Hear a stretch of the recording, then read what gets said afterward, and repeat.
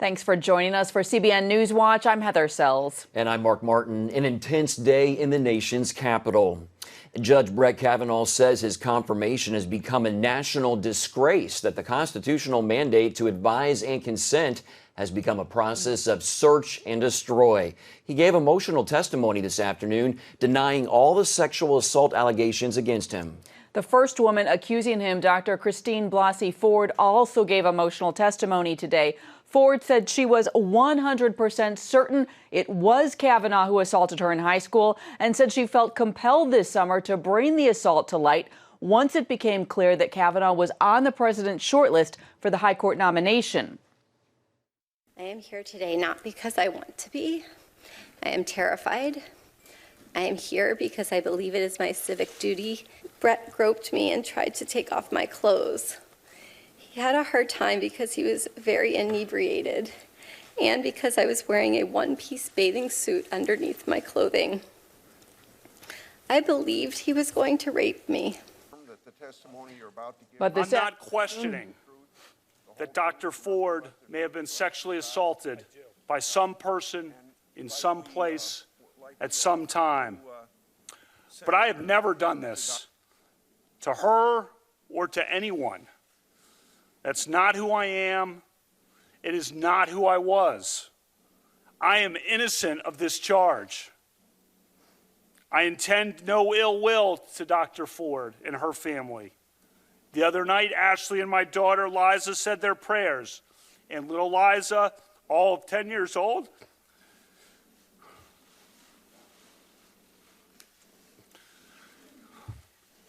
said to Ashley, "We should pray for the woman."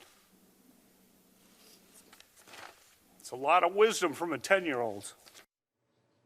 Cavanaugh called the allegations against him a calculated and orchestrated political hit. He blamed anger against the president in the 2016 election and cited revenge on behalf of the Clintons. In the 1990s, Cavanaugh was on Special Prosecutor Kenneth Starr's team that investigated Bill Clinton. Jenna Ellis with the James Dobson Family Policy Institute joins us now to discuss the hearing today. Welcome, Jenna. Thanks, Mark, for having me. First of all, your take on Dr. Ford's testimony. Well, there wasn't a whole lot of testimony. Much of it was the Democrats congratulating her for being there and presuming already that she had given testimony. There wasn't cross-examination.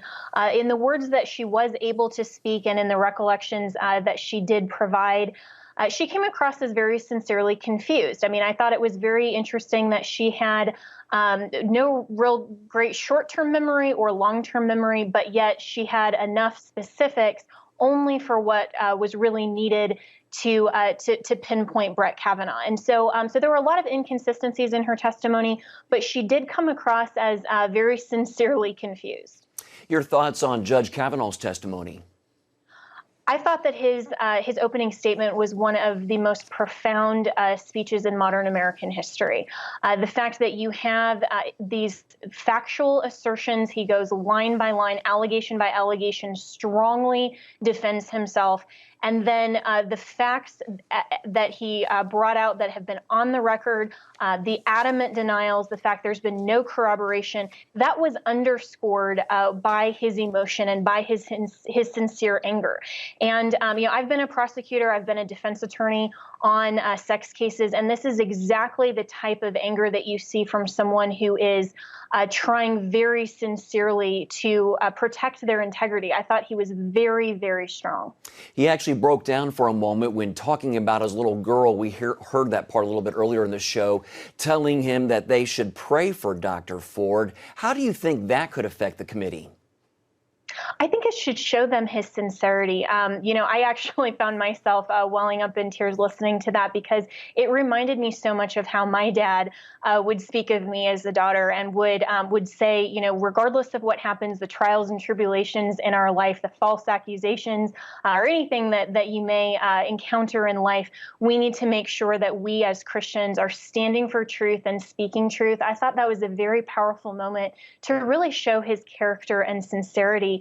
And from what a lot of my friends and especially girlfriends have been texting throughout this process, there were a number of specifically women who felt very profoundly moved by that moment with Judge Kavanaugh.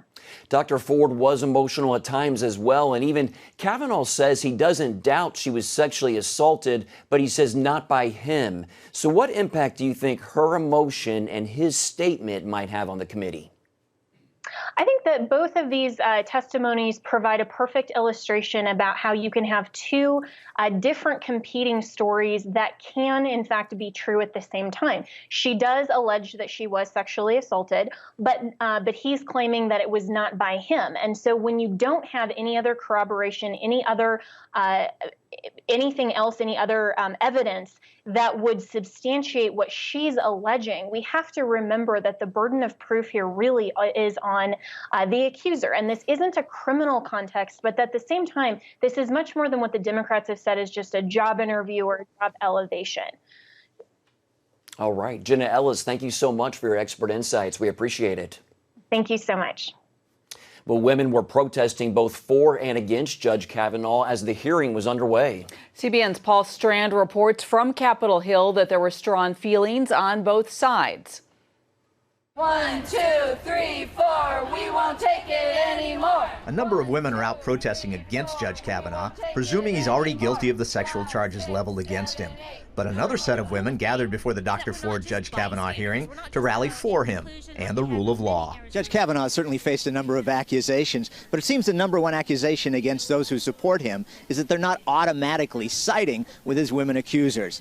This women's rally is here to say that's not the America they know, and that's certainly not the American way of law. Biggest danger is that we are going to lose something that really is a foundational point of our society, which is that there is a presumption of innocence until proven guilty. The Judicial Crisis Network's Carrie Severino clerked for Justice Clarence Thomas. You have even the Democratic minority leader saying there's no presumption of innocence. Look, that's something Joe Biden gave to Justice Thomas. That's not just about what happens in a criminal proceeding. This is a fundamental American value. This is something that goes through all of our, not only our Judeo-Christian heritage, but the whole Western tradition. The women at this rally spoke out that they certainly oppose sexual assault or harassment, but charges aren't enough to find the accused guilty. We believe in taking allegations of sexual violence very seriously, but we also believe in due process and we believe in fairness. We've seen it over the course of the last year and a half with the Me Too movement, is that a simple accusation without anything to back it up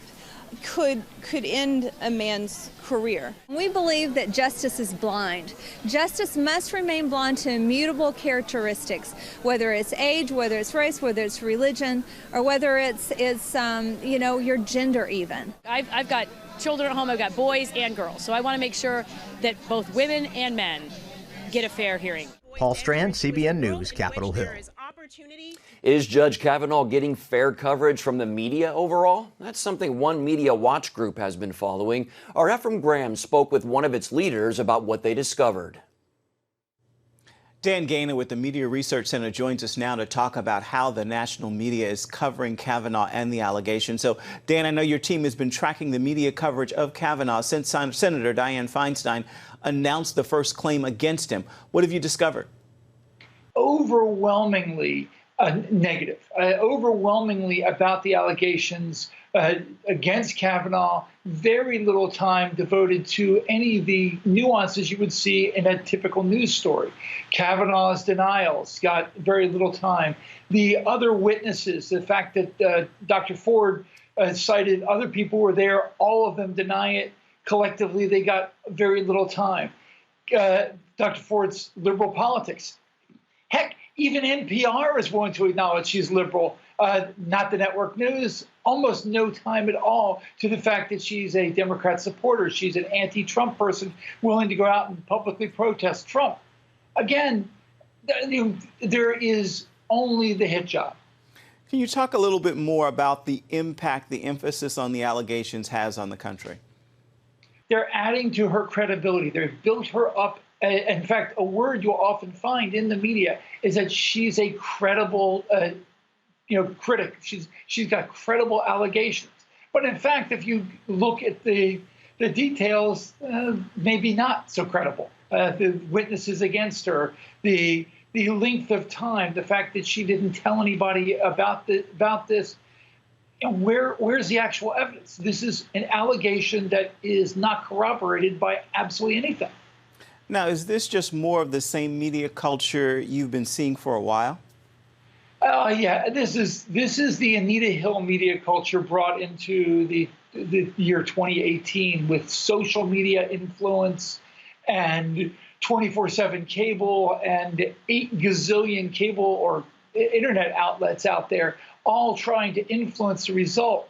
And frankly, unlike during the Anita Hill hearings, the media aren't pretending this time. They are blatantly pushing to have Cavanaugh pulled as a nominee. They are blatantly advocating for Dr. Ford.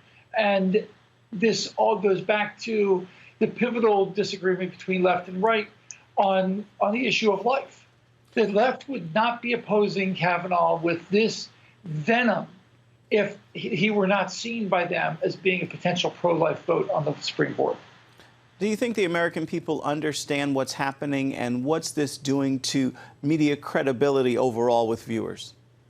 We've moved into very tribal camps where nothing that happens in today's hearing is going to sway people one side or the other. The people who land in the middle, I think they see the flaws of the system that literally Donald Trump made the reference to George Washington. And you see people on the internet saying, yes, George Washington was a very flawed person. Okay, so George Washington couldn't make it through today's hearings. Do you think this is sending people to alternate sources for news? Absolutely, sending people to alternate sources. But, I think people have no choice but to have a media diet. And you can't, if you watch broadcast news, and you should know what they're pushing, but just don't necessarily believe it. Then look at a diet of more openly partisan sites on the right and the left. At least the advantage of an openly partisan site like HuffPost is it admits it's liberal. So you can look at it and go, okay, well, there's that. But ABC, CBS, and NBC, and CNN, and some others, Washington Post, New York Times, they don't admit their openly liberal bias. But on an issue like this, you can't help but see it. All right, Dan Gainey with the Media Research Center. Thank you so much for your time. Thank you very much. One of Billy Graham's grandsons is a former child sex abuse prosecutor and the founder of a nonprofit that consults with faith-based groups on abuse issues. He says an investigation into the Cavanaugh allegations is needed. Boz Chivijan told CBN News that he'd like to see the FBI, a bipartisan congressional group, or another independent body handle it. An investigation, even if it was a 2 or 3 week investigation, would undoubtedly provide more data for the senators in helping them make such an important decision. These are serious allegations that deserve serious attention, and we need to stop looking at them through our political lenses and look at them with the notion of what is the truth and how do we get there. Evangelist Dutch Sheets is also speaking out about the Cavanaugh hearing and says this is a harsh, divisive time in America, even before the allegations came out. He says he attended the initial confirmation hearings with 50 or 60 other intercessors, praying for God's will to be done in this decision. I left D.C. with several significant thoughts, which I believe are worth sharing. First, the level of spiritual warfare was extraordinary. Never have I been more convinced that a war of historical proportions is underway for the soul of our nation, a war that will have worldwide implications. Sheets says overall, a generation of Americans has given itself to anti-biblical thinking, humanism, secularism, abortion, and death, and that Christians need to pray. And you can see the full interview at cbnnews.com. Coming up, how one church is literally taking God's message of love and salvation to the streets of one of the nation's most popular cities.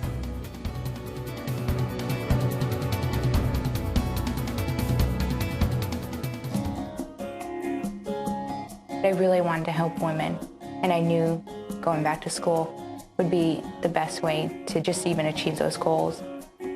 Regent University just offered me the opportunity to be able to go to school online to get a degree in a secular discipline of psychology with a Christian basis and be able to take care of my daughter.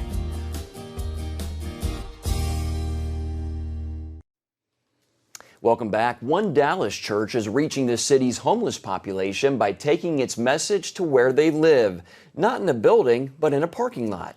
Soul Church has performed this ministry for more than 20 years. Charlene Aaron has the story from downtown Dallas. 6 days a week, this Dallas parking lot looks plain and unremarkable. Then on Sundays, it transforms into something special. You've heard the children's rhyme. Here's the church, here's the steeple. Open the door and here are all the people. Well, here on this hot Dallas city parking lot, there's a church without walls, aimed at ministering to the invisible people, the homeless. For 22 years, Soul Church has used praise songs to send a message that it's here to feed mind, body, and soul. And there's much feeding to be done. Statistics show homeless camps here have multiplied from just 40 to 200 in the last 2 years. Pastor Leon Burt heads Soul Church. This is it right here. It looks like a parking lot right now. But we get here at 5 o'clock in the morning.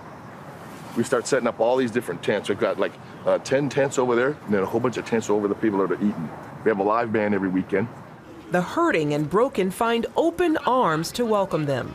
In my church, you can come drunk, you can come strung out, and a lot of them do. And they have a repentant spirit, and they're broken. They want to get back where they were, And a lot of, some have been in church, some have never been in church, and they just come here to get loved on. Just seeking acceptance. Something Pastor Bird knows well. I was freebasing cocaine when I got saved, and I didn't care if I lived or died. And so I can understand where they're coming from. Hot meals are served along with the gospel. And while the menu has changed over the years, the message remains the same. We started off with 10 gallons of coffee and a basket of donuts. Now it's feeding hundreds of people at one time. Really good food like salmon and you name it. No place I'd rather be. Since it began, Soul has never canceled a service because those who need it always show up. If it's raining, we have hefty bags. We poke our head through the top, my arms through the sides. That's our soul attire. Okay, that's our soul attire. Plenty of hefty bags. And then we'll be dancing in the rain, getting crazy. Snow and ice, it doesn't matter. Got to be here every weekend. That's one thing they can count on for sure. Sunday morning, there'll be somebody here. Well, let's bless the Lord one more day, amen. Pastor Jeffrey Parker says those attending their services come from all ages and backgrounds. The demographics you have from 16-year-olds to 70 and 80-year-old, it really breaks my heart when I see our seniors living amongst this population in homelessness, some of them without any hope, some of them very sick. Still, he sees the ministry making a strong impact. We begin to see the testimonies of them getting jobs now and them moving into their own apartment now and them showing up at Bible study now. And so all of these are evidence and signs that, what they've professed on Sunday, they begin to walk it out during the week. And so we see life change taking place here. Deborah McKernan once blamed God for the death of her 2 children and wanted nothing to do with church. After serving time for drugs and prostitution, the outdoor church literally called out to her. Living in a nearby shelter and annoyed by the music, she decided to pay a visit. Actually stomped over here to tell them, turn your stupid music off. And I walked onto this parking lot and I didn't realize I was in church. And it drew me in and I saw people. I saw love is what I saw. And with that, I saw no judgment. Everybody was just like me, broken, just broken. And I started staying later and later, and eventually I found Jesus on this parking lot. And now I know that God positioned me here because he knew I was not ready to walk into a church with walls. I couldn't do it. Today, Deborah serves at the church. you know, I still have a long way to go. You know, I'm still a mess, but I am not where I was. Work in progress. I am, and it is all because of the Lord. I gave him nothing, and he still gave me his everything, and I can't thank him enough. Just some of the reasons and miracles that keeps Bird spreading hope, one soul at a time. And any given weekend, there'll be 30, 40 people that come up to get prayer, commit themselves to the Lord. I just pray that this goes on for a long time. Charlene Aaron, CBN News, Dallas. Angels were created to serve God. These magnificent beings have awesome power beyond our comprehension. CBN presents Angels, Their Power, Purpose, and Presence. In Pat's latest DVD, you'll get the biblical insight into these mysterious spiritual creatures and discover the important role they play in God's kingdom and in your life. We're also going to meet real people who have come face to face with these divine creatures and have experienced what can only be described as miraculous, life-changing encounters. As he started pulling me through, it was just a burst of white light. My thought is the angels were there to hold me together. I knew that this was something that was happening, and it was supernatural. Angels, their power, purpose, and presence. Call now or go to CBN.com to get your copy of Angels.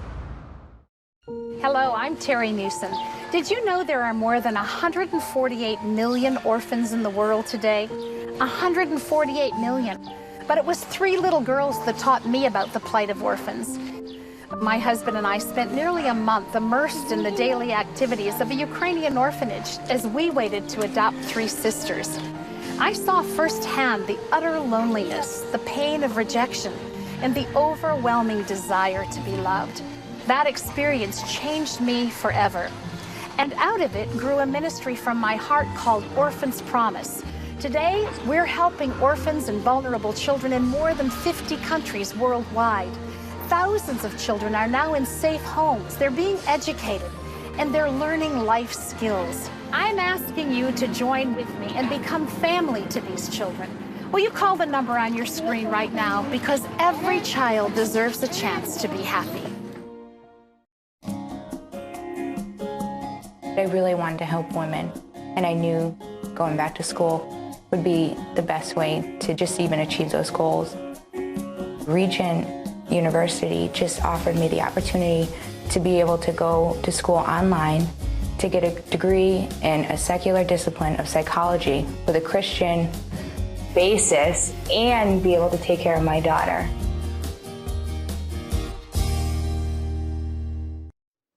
Welcome back. American pastor Andrew Brunson could be released from Turkey at his next court hearing on October 12th. CBN's Chris Mitchell has the story from Jerusalem with a closer look at the 2-year saga and all that's at stake. The Turkish government moved Pastor Brunson from jail to house arrest in July. Although the 50-year-old pastor has ministered in the country for more than 2 decades, the Turkish government charged Brunson with conspiring against President Erdogan's rule during a 2016 attempted coup. The Trump administration calls those charges bogus and has made securing Pastor Brunson's freedom a priority. I don't think there's ever been any administration, any president that has brought up a prisoner of conscience, a prisoner who's in prison because of his faith, more than any other one than President Reagan did for Natan Sharansky. So this is historic. And the Trump administration went beyond talking, leveling sanctions on Turkey that put its currency into a free fall. All of the secular media, without exception, are saying, a pastor, who cares about a pastor? The trade with Turkey is much more important. The money and the value of the lira is much more important. But the Trump administration said, no, a pastor who's falsely accused and is in prison is important to us, and we're willing to really put our money where our mouths are, and they're taking a strong stand. Egyptian-born Michael Youssef says other nations are paying attention. Now, the world is watching this. They are not ignoring this. They know that they're going to be next. unless they stop persecuting Christians. Franklin Graham called Christians to pray and for the U.S. to be careful. First, I would ask everybody who's watching right now, the Christians, to pray for Andrew Brunson. He's been falsely accused. This is just a sham. Turkey, we have to remember that this is a country that is fast becoming a radical Islamic state.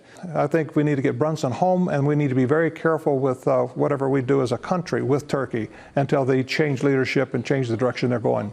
Karam says there's much more at stake than an international crisis between NATO allies. There's been many people, ourselves included, that believed God was going to do something in Izmir, the ancient Smyrna, Izmir, where Andrew Brunson is today, that was going to impact not only Turkey, but all the nations around it. Because it's clear that Andrew Brunson is in prison or under arrest for one reason, and that's his hope and faith in Jesus Christ as the Messiah, not only of the West, but of the entire world. Chris Mitchell, CBN News, Jerusalem.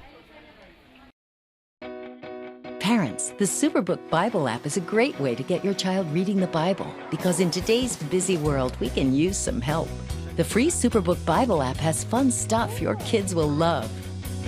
They'll have a blast learning the Bible, playing great games, watching cool videos, discovering heroes in the Bible. They'll have fun while they learn God's Word. The Superbook Kids Bible app, available now. Life. It's meant to be lived fully. Jesus said it. I came to give you life. Life to the fullest. Life in your family. Life in your finances. Life in your body, mind, and spirit. Life in your everyday.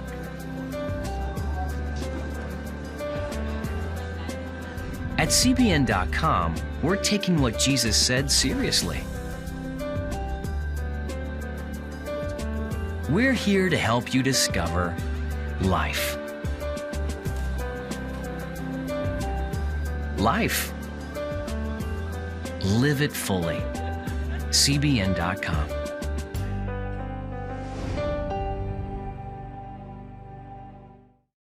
911, what's your emergency? We have a vehicle that is upside down and on fire. These people are trapped and we need the jaws of life. My feet were on fire. The car was filling up with smoke. There was fire coming in through my left door. Steering wheel was stuck in my chest. I couldn't move. The seatbelt, I kept trying to release it, but it wouldn't release. And I just screamed, God, send your angels now. I saw a set of just white hands. It was just a burst of white light. Tens of thousands of Christians are set to gather for a special time of prayer across America. It's all part of an event called Tent America 2018, hosted by Awaken the Dawn. The 3-day round-the-clock prayer meeting runs today through Saturday and coincides with the Feast of Tabernacles. The goal is to bring prayer tents to all 50 states. And to find a prayer tent in your area, head to cbnnews.com. You can find more of our exclusive coverage of the issues that you care most about at cbnnews.com.